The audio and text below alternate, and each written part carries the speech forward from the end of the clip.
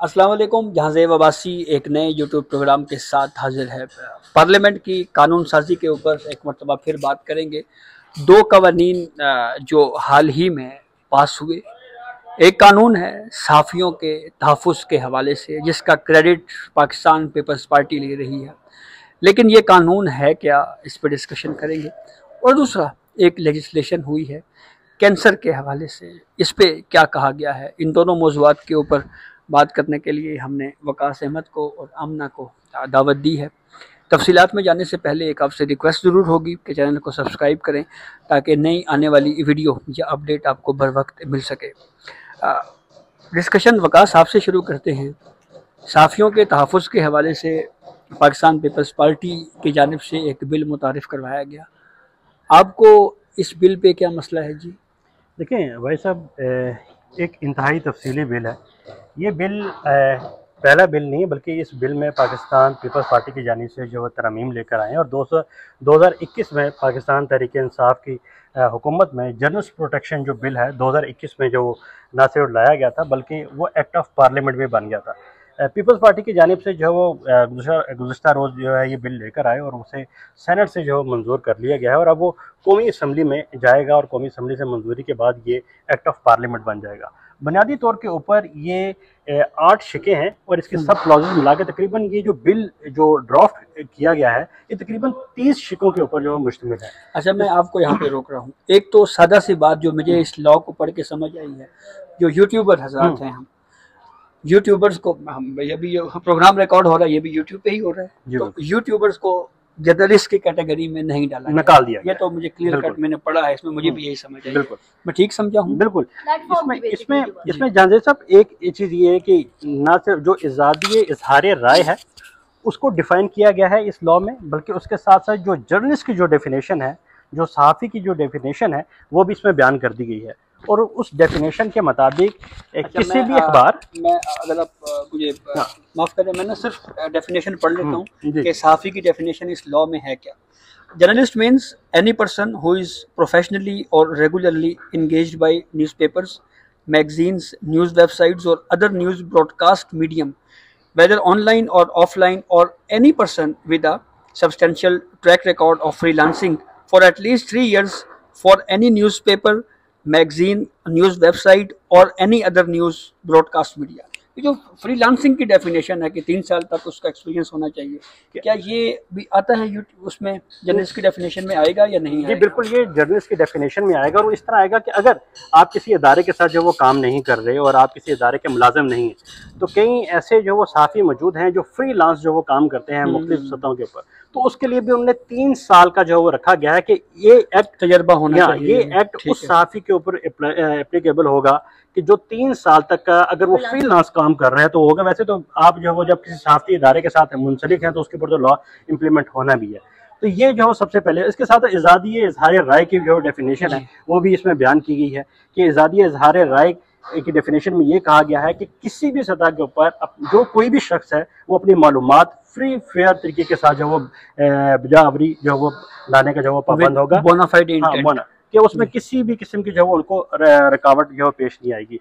तीसरी बड़ी जो चीज़ यहाँ पर जो इस में सामने आई है उसमें कमीशन से मुतल्लिक है और कमीशन में इसमें ये बताया गया है कि हाई कोर्ट का जो जज होगा वो उस कमीशन का सरबराह होगा। वैसे ये कमीशन जो वो 13 मेंबरान पर मुश्तमिल होगा, जिसमें 4 PFUJ के जो सीनियर सहाफ़ी होंगे जिनके 14 साल तक एक्सपीरियंस। कौन सी PFUJ होगी ये नहीं लिखा होगा। ये भी वैसे एक बहुत बड़ा मसला है। अच्छा, ये यहाँ पे हम अपने नाज़रीन को ये ज़रा वाज़ेह कर दें कि इस वक्त हमारे यहाँ पे सहाफ़त में कितनी PFUJ हैं?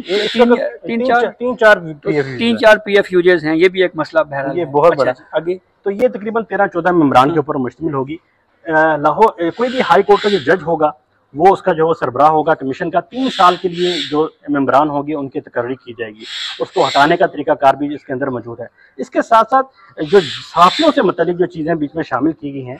ख़ास तौर के ऊपर अगर कोई शख्स सहाफ़ियों से मुतल्लिक और वायलेंट बिहेवियर अगर जो वो करता है या उसमें रुकावट डालना या उसके साथ किसी भी किस्म की तरफ-कलामी का जो अगर करता है तो उसके लिए सज़ाओं का जो वो तयन किया गया है और 7 साल की सज़ा रखी गई है और इसके साथ साथ 3 लाख रुपए जुर्माना इस एक्ट के तहत होगा कि अगर कोई भी शख्स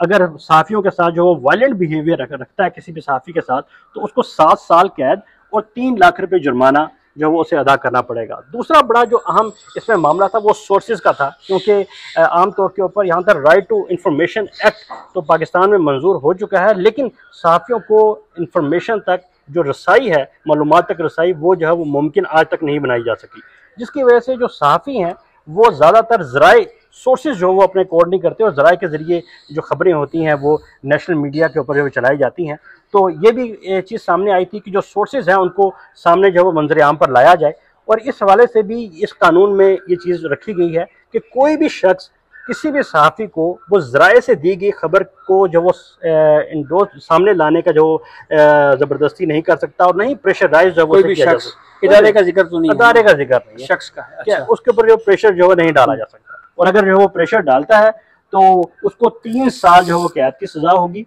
और उसके साथ साथ 1 लाख रुपया जुर्माना जो है वो उसको आयद किया जा सकेगा। तीसरा जो सहाफ़ियों से मुतल्लिक जो एक चीज़ तरमीम जो इसमें सामने आई है वो ये लाई गई है कि आज़ादाना तौर के ऊपर अगर कोई रुकावट जो पैदा की जाती है किसी भी सहाफ़ी को आज़ादाना तौर के ऊपर कोई भी चीज़ रिपोर्ट करने में, तो उसमें भी सज़ाओं का तयन किया गया है और 5 साल सज़ा रखी गई है, और 5 साल सज़ा और 1 लाख रुपये जुर्माना उस बंदे को होगा अगर कोई आज़ादाना तौर के ऊपर अगर कोई सहाफ़ी रिपोर्ट कर रहा है और उसमें किसी भी किस्म की कोई रुकावट पैदा की जाती है। तो ये बुनियादी तौर के ऊपर 3 जो ये शिकें थी ये सहाफ़ियों से मुतल्लिक थी। इसके साथ साथ एक अहम शिक भी इसमें शामिल की गई है जो 2021 में जो कानून पाकिस्तान तहरीक इंसाफ के जाने से मंजूर किया गया था वो इसमें नहीं था, और इस शिक के तहत अगर कोई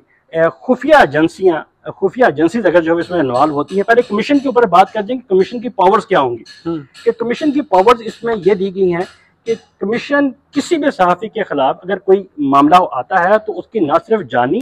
बल्कि माली तहफ़्फ़ुज़ को भी यकीनी बनाएगा, और उसकी फैमिली के जितने अफराद हैं और उसकी जो प्रॉपर्टी या जितने भी चीज़ें होंगी उनको ये श्योर करेगा कि उनके खिलाफ जो है किसी किस्म का उनका माली या जानी नुकसान ना हो, और उसकी तमाम प्रोटेक्शन की जिम्मेदारी जिन सहाफ़ियों को तनख्वाहें नहीं मिलती उसके ऊपर कोई बात नहीं, वो प्रोटेक्शन जो है वो कमीशन की जिम्मेदारी होगी। लेकिन इसके साथ साथ जो एक सेक्शन जो डाली गई है खुफिया एजेंसियों से मुतालिक, उसमें ये शामिल किया गया है कि अगर किसी भी जगह के ऊपर कोई भी एप्लीकेंट ये दरख्वास्त देता है कि खुफिया एजेंसियों का ये सहाफ़ी से मुतालिक जो किरदार है ये इंसानी हकूक़ के मुताबिकत नहीं रखता, ये इंसानी हकूक़ के ख़िलाफ़ है, तो कमीशन उसके ख़िलाफ़ किसी भी किस्म की कोई कार्रवाई नहीं कर सकेगा, बल्कि वो जो दरख्वास्त है वो कंसर्न डिपार्टमेंट को जो होंगे उनको जो भिजवा दी जाएगी। तो ये बुनियादी तौर के ऊपर ये एक्ट तो आपको इस शिक पे मसला है, आप कह रहे हैं जी बिल्कुल। देखें ये एक्ट 2021 में मंजूर हुआ था, और इस एक्ट का मकसद जो बुनियादी था वो ये था कि सहाफ़ियों की प्रोटेक्शन को यकीनी बनाना। लेकिन जहांगीर साहब 2021 से लेके आज 2025 हो चुका है, जिस तरह के जो मुकदमात यहाँ पर चलाए गए हैं और जो चीज़ें जो चलती रही हैं वो भी आपके सामने हैं। कानून तो बन जाते हैं, कल भी हम एक बात कर रहे थे कि उन कवानीन के ऊपर इम्प्लीमेंटेशन जो होती है, अमल दरामद, वो जो वो बहुत ज़रूरी है, लेकिन वो कवानीन के ऊपर जो अमल दरामद है वो आज तक नहीं हो सका। देखना ये है कि ये जो आज जो कवानीन जो मंजूर कराए जा रहे हैं पाकिस्तान पीपल्स पार्टी की जानिब से, पीटीआई भी ये कहती थी कि हमने इसको जो इंश्योर करेंगे इसके ऊपर अमल दरामद हो, वो वक्त देख लिया कि उसके ऊपर कितना अमल दरामद हुआ है। लेकिन देखना यह है कि पीपल्स पार्टी जो आज कानून ये मंजूर कराने जा रही है वो किस हद तक जो है इसको अमल दरामद कराने में कामयाब हो। काफ़ी तफसील से आपने बताया। आमना भी हमारे साथ है, आमना से भी हमने कुछ पूछना है, लेकिन उससे पहले मैं एक कमेंट ये ज़रूर करूँगा कि हमारे पाकिस्तान में सहाफ़ियों को जितने भी वाक़यात में कत्ल हुए हैं आज तक किसी एक वाक़े में कमीशन भी बनते रहे, ना कभी उन कमीशंस की रिपोर्ट सामने आई, और उसके साथ साथ ना ही कभी कोई मुजरिम कैफरे किरदार तक पहुंचा। ये भी एक रियलिटी जो है वो हमने अपनी फील्ड में देखी है। वहीं पे सहाफ़ियों के साथ जो तशद्दुद के वाक़यात होते हैं, जॉब की अदम सिक्योरिटी, जो तनख्वाहों के मसाइल हैं, वो बहरहाल एक मसला भी इसके अलावा भी मौजूद है। तो हमने ये बताएं कि एक और भी कानून आया है कैंसर के हवाले से, ये क्या कानून क्या है और इसको आप कैसे देखती हैं? ये आपकी बहुत शुक्रिया जहांज़ेब अब्बासी साहब, वकास आपका भी। अच्छा, जहाँ पे आप लोग इस बिल पर डिस्कशन कर रहे हैं, क्योंकि आपके मुताबिक तो ये थोड़ा सा कंट्रोवर्शियल भी कह सकते हैं हम कि बिल के लिए, स्पेशली जो लास्ट वीक आपने डिस्कस किया, पीपल्स पार्टी की जानिब से।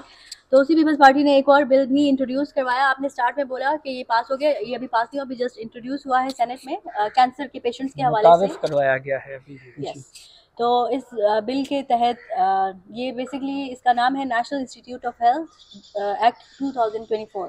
और इसके मुताबिक मुल्क भर में जो इस वक्त एक कैंसर जैसे मूजी मर्ज से जो अफराद उसका शिकार हैं तो उनके हवाले से इस बिल के अकॉर्डिंगली जो है उनका डेटाबेस इकट्ठा किया जाएगा। उनकी जो डेमोग्राफी है जिसमें जेंडर है, एज है और किस एरिया लोकेशन जो है बेसिकली वो इकट्ठी की जाएगी और इसके साथ साथ मुख्तलिफ अवेयरनेस कैंपेन्स भी चलाई जाएंगी इसको लेकर और साथ साथ ये सेंटर जो है ये काम करेगा तमाम तर मुल्क भर में जितने भी कैंसर के जो मरीज़ हैं उनके हवाले से तमाम तो ये डेटा हॉस्पिटल से, लेबॉर्ट्री से, मुख्तलिफ सर्वेलेंस के थ्रू और इसके साथ साथ जो ऑन ग्राउंड जाकर भी इंफॉर्मेशन इकट्ठी की जाएगी और ये डेटा उनका लिया जाएगा और तमाम तर जो हॉस्पिटल्स हैं, लेबॉर्ट्रीज़ हैं वो पाबंद होंगी इन कैंसर पेशेंट्स का जो डेटा है वो इस सेंटर को देने के उसमें। और इसके साथ साथ ये भी बताएं कि इस बिल के तहत जो कैंसर की टाइप्स है उसको भी कैटेगराइज किया जाएगा और उनका डेटा भी अलग से बेसिकली ये कहा जा रहा है इस बिल में कि ये डेटा कलेक्शन के लिए डेटाबेस बनाया जाएगा ताकि मकसद तो यही है कि कैंसर के जो बढ़ते हुए मरीज़ हैं शुमार किया जाए उनको भी और ना सिर्फ जो मरीज़ बल्कि रिकवर्ड पेशेंट्स कितने हैं, कितने पेशेंट्स की डेथ्स हुई हैं इस कैंसर के के बाद, तो ये तमाम सा डेटा इकट्ठा किया जाएगा। और इसके अलावा जो रीजंस बताई जा रही है वो ये है कि 2020 में लाहौर से जो डेटा इकट्ठा हुआ था ऑलमोस्ट 1,78,000 समथिंग 2 लाख के करीब पौने 2 लाख, तो उसमें ये कहा जा रहा है कि 220 मिलियन की आबादी और चंद ये पौने 2 लाख जो कैंसर पेशेंट्स का डेटा, तो ये फिगर्स को जो है बिल्कुल अंडर एस्टिमेट किया गया है। तो उसमें ये इसलिए इस पर्पज़ के लिए ये बिल लाया जा रहा है। यकीनन एक बहुत ही पॉजिटिव इनिशिएटिव है पाकिस्तान पीपल्स पार्टी की जानिब से, उनकी तरफ से बिल सेनेट में इंट्रोड्यूस करवाया जा रहा है और फर्दर आगे फिर डिस्कशन के लिए जो है कमेटी में जो कंसर्न उसमें भिजवाया जाएगा, फिर NA से भी ये बिल पास होगा। अच्छा, शुक्रिया अमना। वकास ये बताएं कि जो जर्नलिस्ट प्रोटेक्शन वाला बिल है ये कौन लेके आए हैं यहाँ पे, सेनेटर उनका नाम बता दें। ये पीपल्स पार्टी की जानिब से लाया गया है क्योंकि जो पुराना बिल था वो श्री जो मज़ारी हैं उनकी जानिब से PTI की उनकी जानिब से लाया गया था और ये जो बिल है ये सेनेटर सलीम मांडवीवाला की जानिब से सेनेट में पेश किया गया था और सेनेट से ये बिल मंजूर हो चुका है और ये अभी प्रेस कॉन्फ्रेंस भी शायद और इसी के ऊपर उन्होंने प्रेस कॉन्फ्रेंस की और इस प्रेस कॉन्फ्रेंस में उन्होंने इस जर्नलिस्ट प्रोटेक्शन बिल की अफादियत से मतलब भी जो काफ़ी बातें की, रोशनी डाली हैं कि जो वो ये बिल जो वो इसमें ये होगा, ये नई शिकें डाली गई हैं। अब 30 शिकें डाली गई हैं, उस 30 शिकों में जो आपके सामने जो चीज़ मौजूद है कि वो बिल्कुल वाज़ेह है कि क्या चीज़ें जो किस तरह आप हमेशा नालायन ही रहते हैं। ये आमना ने देखे ना कितने ज़बरदस्त बिल हमें बताया है, कम से कम कैंसर के पेशेंट्स को शुमार करने के लिए और कैटेगरीज कौन कौन सी हैं, कम से कम ये बिल तो देखें ना अब ये मुतारिफ करवाया जा रहा है, तो ये एक स्टेप है, कम से कम गिना तो जाएगा ना यार, तारीफ करना बनता है, तारीफ करनी चाहिए यार, कम से कम हमारा पार्लियामेंट ये तो गिन रहा है ना यार कि मुल्क में कैंसर के पेशेंट्स कितने हैं, कौन कौन सी कैटेगरीज हैं। देखिए मुझे ये शिकवा नहीं है ना मैं इस चीज़ के ऊपर, क्योंकि लॉ बनाना पार्लियामान का जो वो काम है और उसके ऊपर लॉ इम्प्लीमेंट करना जो वो अदारों का काम है, लेकिन कम से कम जो अदारा जो पाकिस्तान का सबसे बड़ा जो सुप्रीम अदारा